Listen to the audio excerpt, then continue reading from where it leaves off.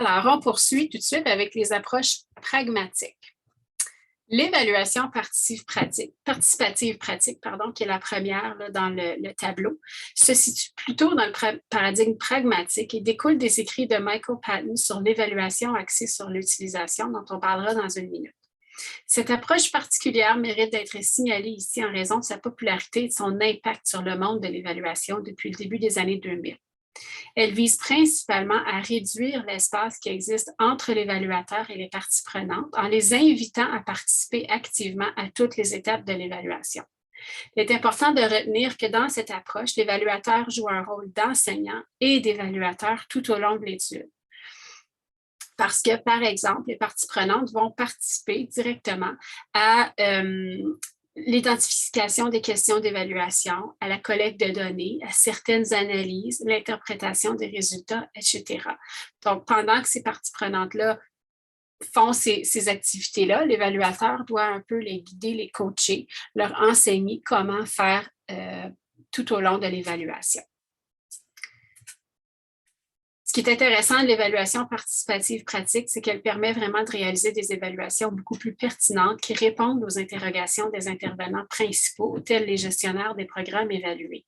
En impliquant directement les parties prenantes tout au long de l'évaluation, ces gens-là ont l'occasion d'influencer un peu les questions qui vont être choisies, la manière dont les données vont être recueillies et voient les résultats émerger directement parce qu'elles sont tellement impliquées. Et c'est ce qui fait en sorte qu'ensuite, c'est beaucoup plus facile de les mettre en œuvre et d'apporter les améliorations nécessaires ou souhaitées au programme parce qu'elles comprennent d'où ces recommandations-là viennent. L'évaluation axée sur l'utilisation, c'est très lié de très près à l'évaluation participative pratique. C'est un type d'évaluation qui a pris énormément d'envergure dans le monde de l'évaluation depuis les années 90. Et donc, ici, ce qu'on essaie de faire, c'est de réunir les utilisateurs, ce qu'on appelle les utilisateurs principaux de l'évaluation, et l'évaluateur afin d'optimiser, encore une fois, la mise en œuvre des recommandations qui seront issues de l'évaluation. Patton, comme je le disais, qui est l'un des pères de l'évaluation contemporaine, est à l'origine de cette approche pragmatique. Patton lui-même a constaté dans sa propre pratique que les rapports d'évaluation, malheureusement, tendent à être peu utilisés, souvent parce que les informations qu'ils contiennent ne contribuent pas aux décisions que doivent prendre les gestionnaires et les autres principaux intéressés des programmes évalués.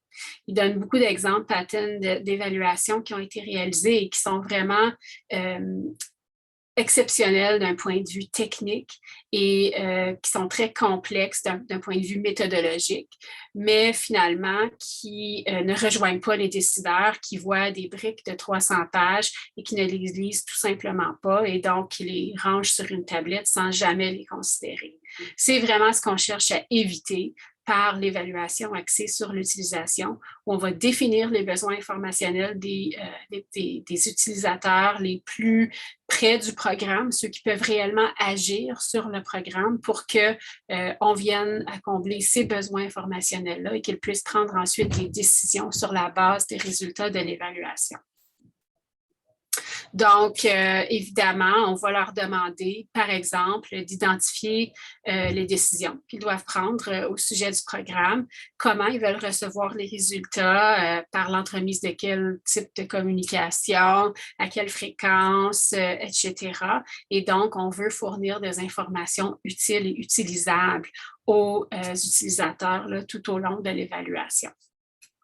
Et finalement, l'évaluation évolutive a aussi été développée par Patton. Donc, on voit son influence au niveau des approches pragmatiques dans sa poursuite d'évaluation utile et ciblée aux besoins des usagers principaux comme les gestionnaires de programmes. L'évaluation évolutive, c'est une approche qui est différente de toutes les autres approches évaluatives. En général, en évaluation, on regarde ce qui a été fait. On adopte un point de vue rétrospectif. On regarde ce qui s'est passé au cours des 5 dernières années et ce que ça donne. L'évaluation évolutive, elle, est au début plutôt qu'à la fin d'un programme ou de la conception du programme. C'est une approche qui vise à guider le développement de programmes novateurs, complexes, dynamiques et imprévisibles. Elle intègre l'évaluateur à l'équipe de conception du programme afin de leur fournir une rétroaction continue et constante. Il s'agit donc d'une approche participative qui est adoptée au début du cycle de vie du programme plutôt qu'à la fin, où l'évaluateur est appelé à rendre compte de la complexité d'une innovation en produisant des connaissances en temps réel. Et donc, c'est quelque chose qui est un peu plus complexe et peut-être un peu plus difficile à comprendre dans une perspective évaluative, mais c'est vraiment l'idée, c'est de fournir des données au tout début de l'intervention pour que les gens qui développent l'intervention puissent se baser sur ces données-là pour faire des choix quant aux activités à réaliser et à la population cible à sélectionner, etc.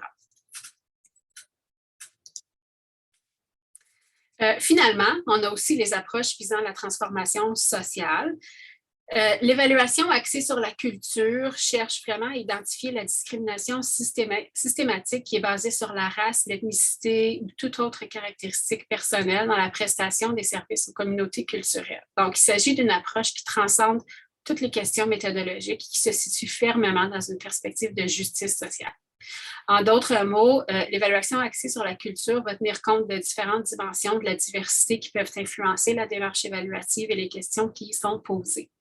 Elle permet aussi l'intégration de pratiques culturelles reconnues au cœur même de la démarche évaluative. Par exemple, si on évalue des programmes qui ciblent les communautés autochtones du Canada, on va souvent se servir de symboles autochtones pour élaborer des modèles logiques. Donc, on essaie vraiment d'intégrer la culture de la communauté aux pratiques d'évaluation afin de les respecter et aussi afin de les rendre plus pertinentes et plus adaptées au milieu qui nous intéresse. Un exemple d'une pratique comme celle-là, on a fait une évaluation d'un programme visant la promotion de la santé mentale chez les enfants d'une communauté autochtone aux États-Unis. Les évaluateurs qui étaient responsables de cette évaluation-là ont utilisé une roue de la médecine, que vous connaissez peut-être, pour décrire l'intervention et son contexte. Donc, au lieu de choisir un modèle logique avec des cases et des flèches qui sont peu appropriées culturellement, on a choisi une image symbolique qui est très forte et qui est très reconnaissable pour cette communauté-là, afin de traduire des concepts gouvernementaux colonisateurs en principes et concepts autochtones. Les évaluateurs eux-mêmes, et ça c'est très important quand on parle de transformation sociale, faisaient partie de cette communauté-là, de ce groupe culturel-là, et ça leur a conféré une plus grande crédibilité auprès des intervenants et des bénéficiaires, et ça c'est essentiel. Ils ont mis à profit leurs connaissances afin de développer une démarche évaluative respectueuse de la culture de ces communautés autochtones qui étaient impliquées dans l'évaluation.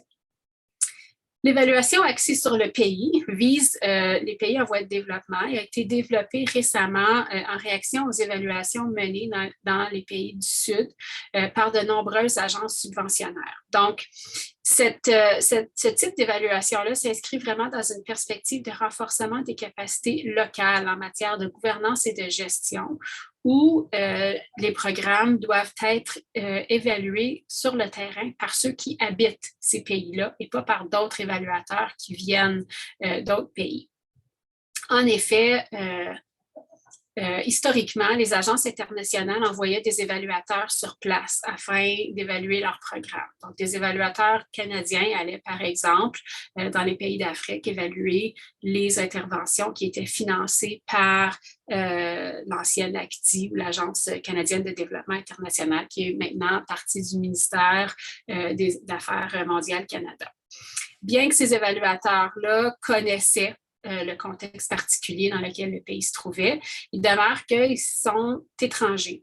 Ils ne parlent pas toujours la langue ou les langues des bénéficiaires et qu'ils ne feraient pas nécessairement les mêmes interprétations des données que ceux qui habitent les pays qui reçoivent de l'aide financière.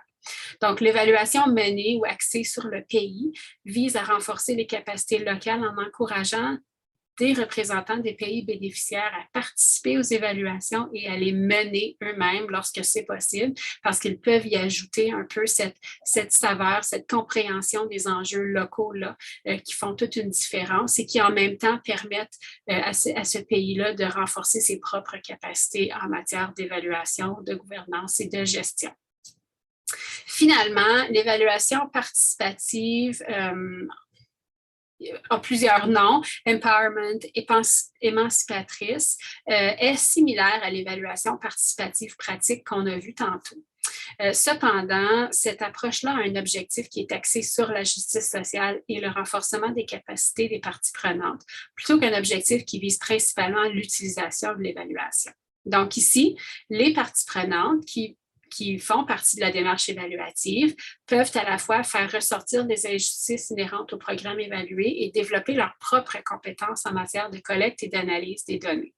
Ces nouvelles compétences-là peuvent leur permettre de mieux revendiquer leurs droits et dans certains cas, leur permettent aussi de sortir d'une situation personnelle ou professionnelle difficile. Donc, en intégrant les parties prenantes et non seulement les employés du programme, mais aussi ses bénéficiaires, en tant que membre de l'équipe d'évaluation, on contribue en même temps à la production d'une évaluation qui est pertinente pour l'organisation, mais aussi on contribue à l'émancipation, au renforcement des capacités des groupes marginalisés que le programme cherche à soutenir directement. Donc, je sais que là, je vous ai donné beaucoup d'informations dans le module 5, que les 4 cadres théoriques ainsi que les nombreuses approches que je vous ai présentées peuvent vous laisser un peu confus. Donc, comment allez-vous choisir une approche évaluative quand viendra le temps de travailler sur votre propre programme? Le choix de cette approche-là va dépendre des points que vous voyez à l'écran. Premièrement, vous devez déterminer le moment de l'évaluation ainsi que son objectif principal.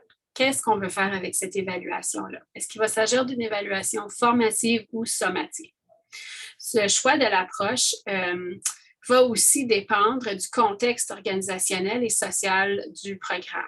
Donc, est-ce qu'on peut, pourquoi on a demandé une évaluation du programme? Pourquoi vous avez choisi ce programme-là? Qui sont les bénéficiaires du programme? Est-ce que les bénéficiaires seraient en mesure de participer à l'évaluation? Si oui, comment? Et finalement, vous devez déterminer vos propres préférences en matière de cadre théorique. Par exemple, un évaluateur très préoccupé par des questions de justice sociale ne choisirait pas une approche post-positiviste parce que c'est pas compatible. Pour vous aider à vous situer personnellement parmi les cadres théoriques, je vous invite à compléter le quiz que j'ai affiché sur Brightspace dans la section intégration du cours. Il s'agit d'un exercice ludique qui a été développé par des collègues français, mais qui vous aidera quand même à réfléchir à votre propre positionnement en tant qu'évaluateur. Et dans la section intégration aussi du module 5, je vous invite à aller voir l'exemple que j'ai préparé pour vous sur l'évaluation du CLG. Donc, la façon dont le cadre théorique et l'approche évaluative sont présentés est important. Et je vous demanderai de le lire là, et de porter une attention particulière au cadre théorique qui a été retenu et la justification pour ce choix-là, ainsi que l'approche évaluative qui a été retenue et sa justification. Donc, tenez compte du fait que dans votre propre travail, je vais vous demander de justifier vos choix et je vous donne un exemple de comment ça peut être fait. Et donc, je vous inviterai à aller lire ces éléments-là et à les considérer quand vous allez travailler sur votre propre programme. Et sur ce, on se retrouve au module 6.